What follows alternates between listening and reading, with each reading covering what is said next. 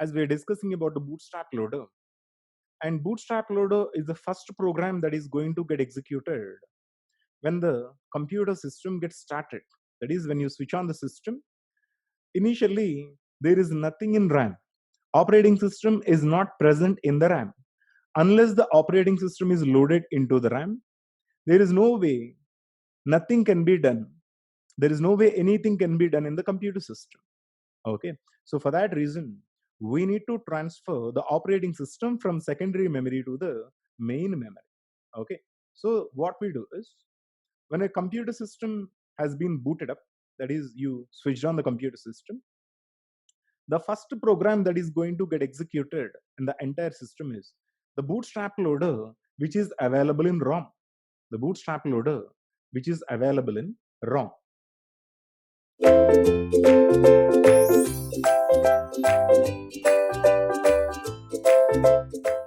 Okay, so here, when it comes to the Bootstrap loader, it will be available in ROM. Let me show you how that is going to be done. Okay, let us again, let us take, this is ROM, and let us say this is RAM. Okay, RAM is completely empty, right? RAM is completely empty. There is nothing in the RAM. What we need to do? We need to transfer the operating system from the secondary memory to the RAM. Okay, there is secondary memory.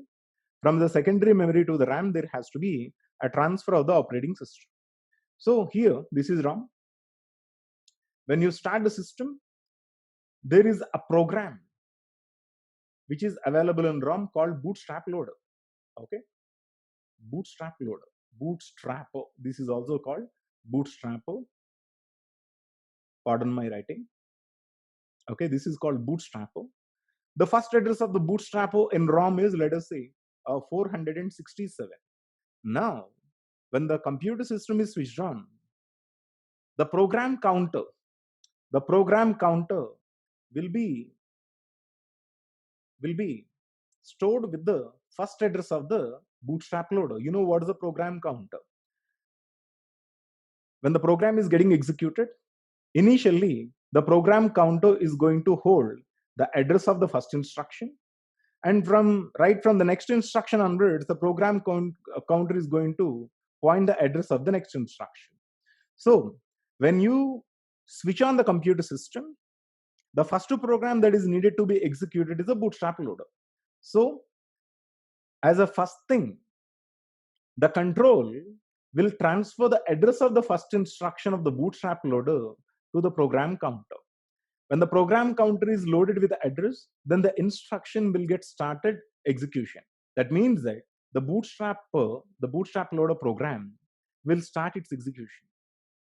The moment this Bootstrap loader program finishes, then a portion of the operating system will get transferred from secondary memory to RAM. A portion. Let us say this is the complete operating system, but in the entire operating system, only a portion one, the first portion, let me say, this portion, the initial portion one, will get transferred from secondary memory to RAM. Okay, after the first portion has been loaded, and I don't want any Bootstrap loaders to be executed. When you execute Bootstrap loader, the first portion will get transferred from secondary memory to RAM. After the first portion is loaded, then the operating system will load the remaining portions by itself. Only the thing that is required is, we need to transfer the first portion of the operating system from the secondary memory to the main memory, which is achieved by the execution of the Bootstrap loader when the system is switched on. Okay, so that means that this Bootstrap loader is an important program that can never be erased at any point of period, right? So I do require a storage area in which the programs are not going to be erased even though the system is shut down. This is called ROM. So ROM is going to store the programs which should never be erased at any point of period. Bootstrap loader is such program which should not be erased, because if there is no bootstrap loader, operating system cannot be loaded once after the system is switched on from secondary memory to RAM. Okay, so essentially RAM is going to hold programs which cannot be erased. Bootstrap loader is one of such programs.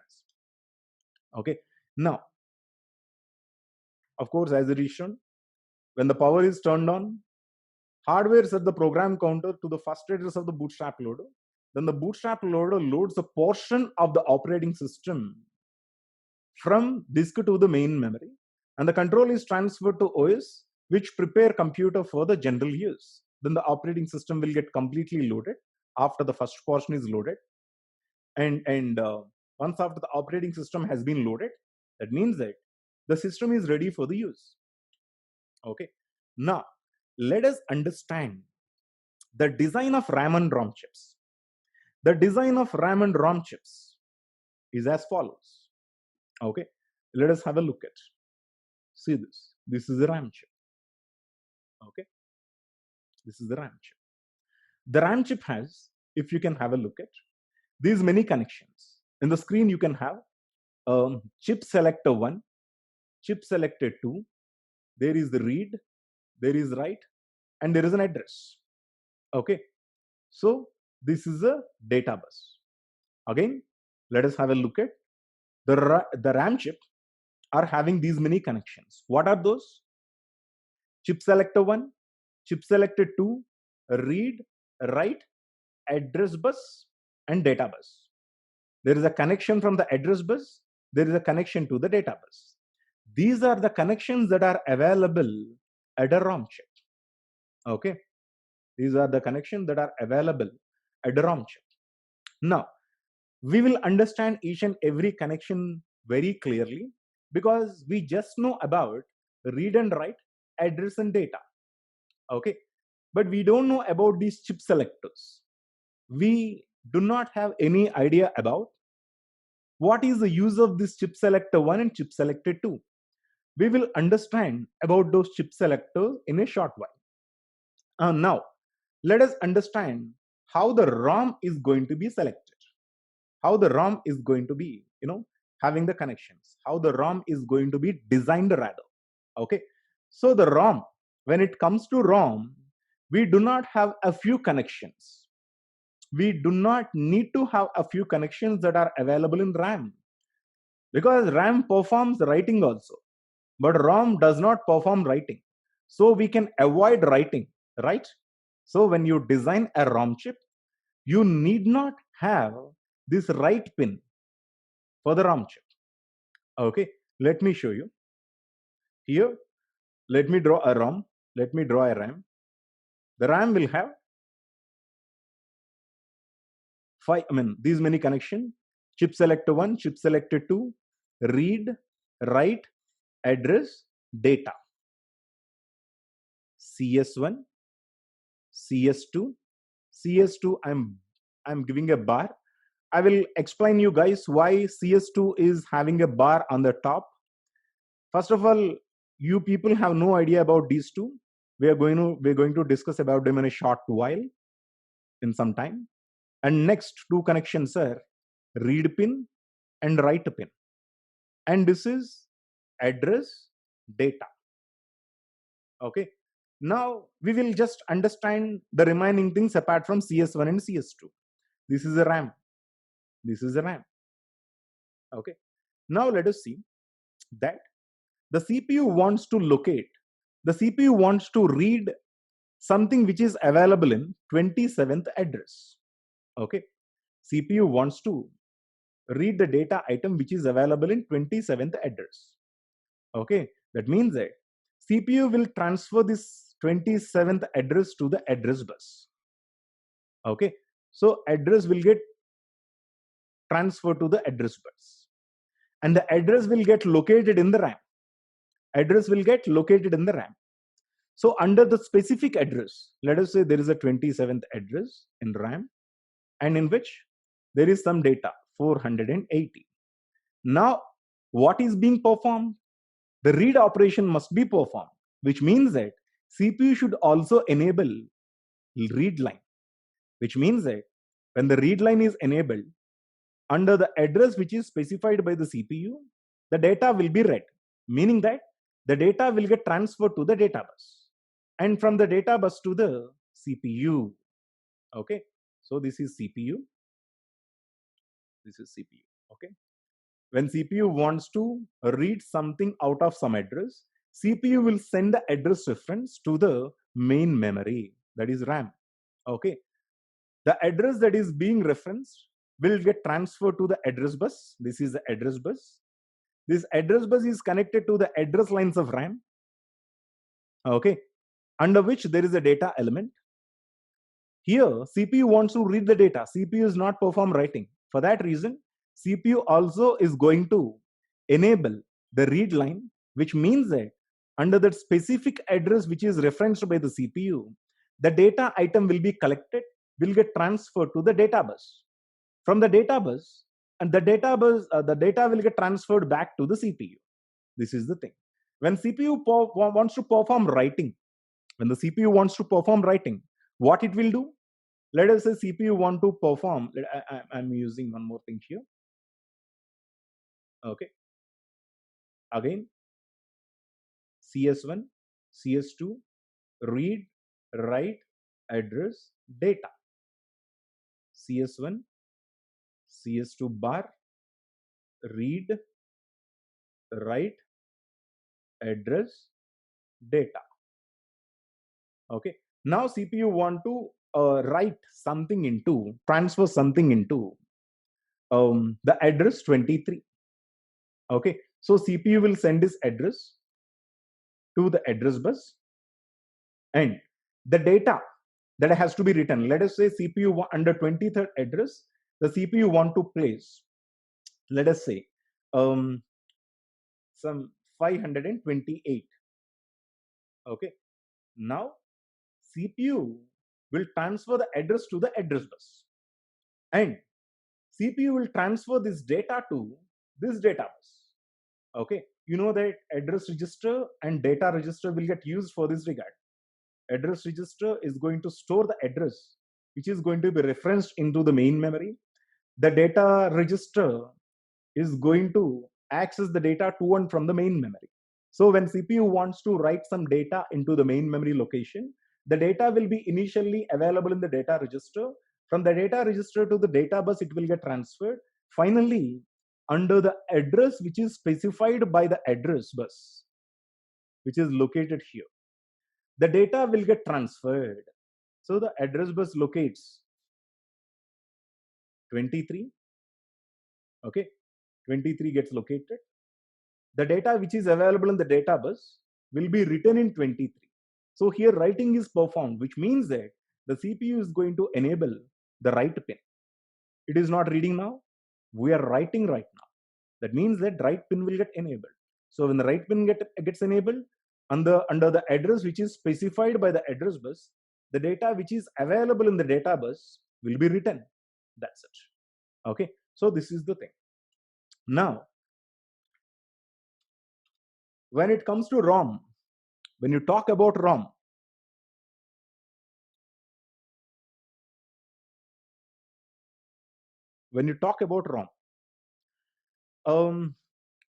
the design of the ROM is quite simple, because only for RAM you need to have many connections.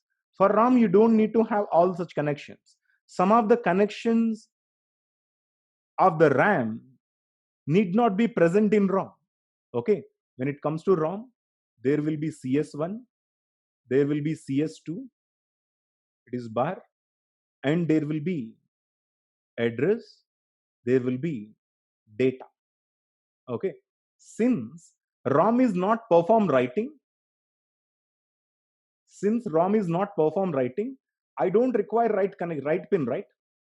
I don't require write pin. So read pin, can we have the read pin? We don't need. Simply understand the logic. When you come to ROM, there is no choice. Only writing needed to be performed, right? Sorry, only reading needed to be performed, right? When it comes to ROM, only reading need to be performed. Okay, whenever ROM will get selected, obviously reading will get performed.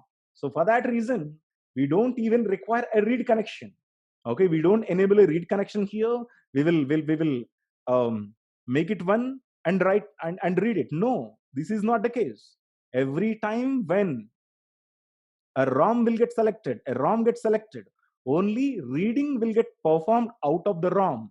So for that reason, as we do not have any choice of the operations that are getting performed in the ROM, we don't require both write and read connections, which means that every time ROM gets enabled, obviously by default, reading will get performed. Whenever there is a choice, as in the case of RAM, we need to have two pins. One is read and one more is write. Whenever we don't have a choice, we don't need them at all.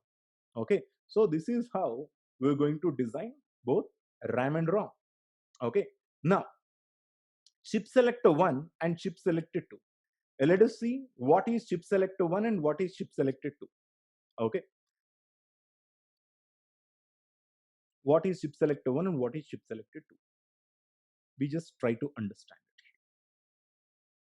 For that, let me show you. Let us see that there is a RAM. There is a RAM. Okay, this is the RAM of your system. Okay, now system works perfectly fine as long as this RAM works, right? System will not have any trouble whatsoever. But one fine day, you lost the access to the system. That is, system stopped functioning. System stopped functioning. Now, let me tell you something. When a system is, let us say, it is giving some trouble, it is not booting up, rather it is giving you some trouble, it is not functioning correctly. Which is the first thing to be suspected? Obviously RAM. Which is the first thing to be suspected? Obviously, that is RAM. Because try to understand. In a computer system, there are only two things will always work. One is CPU and one more is RAM. Okay. Both will work together. Both will work as long as each other works. Because these two people should complement each other. And these two guys are only guys who are always engaged in some or the other activity as long as the system is powered on, system is switched on, right? But here, of course, both people are equally loaded. Let me put it here, equally loaded, right? CPU and RAM both are equally loaded. There is no doubt about it. But the problem is, when it comes to the CPU, he is the strongest guy of the system. This guy, perhaps the strongest guy in the system, because when you take the CPU into your hand, you can feel the strongness. It is very, what do you call, you can see the endurance. It can have all the protection mechanisms. A fan is associated to that. You can feel that when you take a CPU into your palm, you can feel the strongness. But on the other hand, this RAM is not as stronger as the CPU. Okay, what you do is take CPU in one hand, take RAM in other hand. You can clearly see the difference. RAM is a delicate guy. RAM is the delicate guy.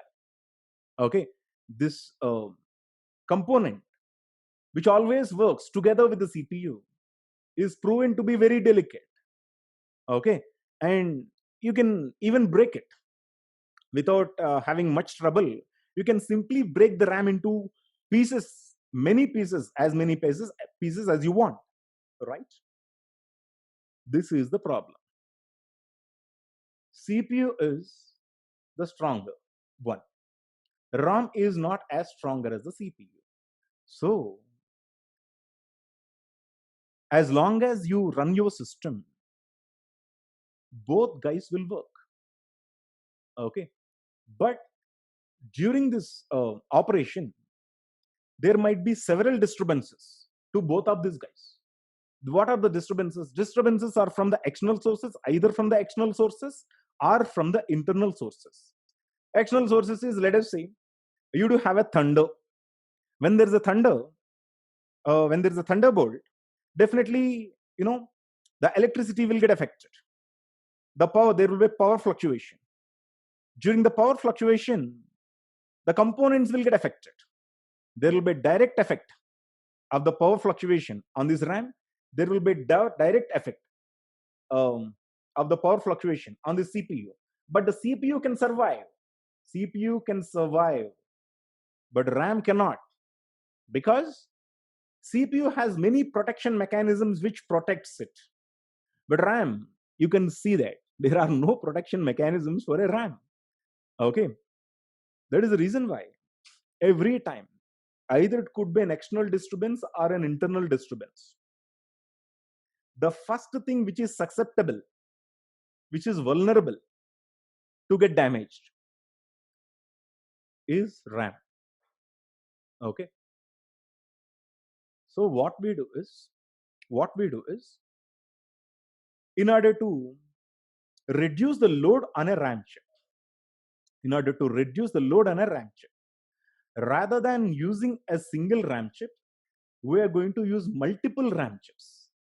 That means that there is a CPU and there is a RAM. Okay. Let us say my RAM is equal to 8 GB. Now you know that both guys will work together. CPU is stronger, it is not susceptible or vulnerable to the external disturbances. It will not get damaged, but RAM will definitely is. RAM will definitely be.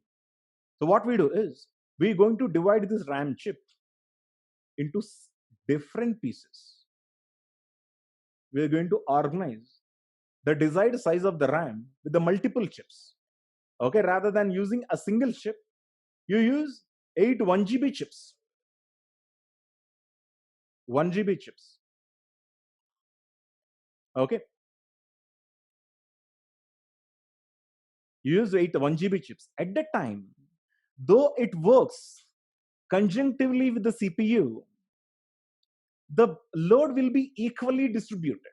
The load of a RAM chip will get equally distributed. So the vulnerability will get reduced, right? So we do not have a single chip, rather we do have multiple chips.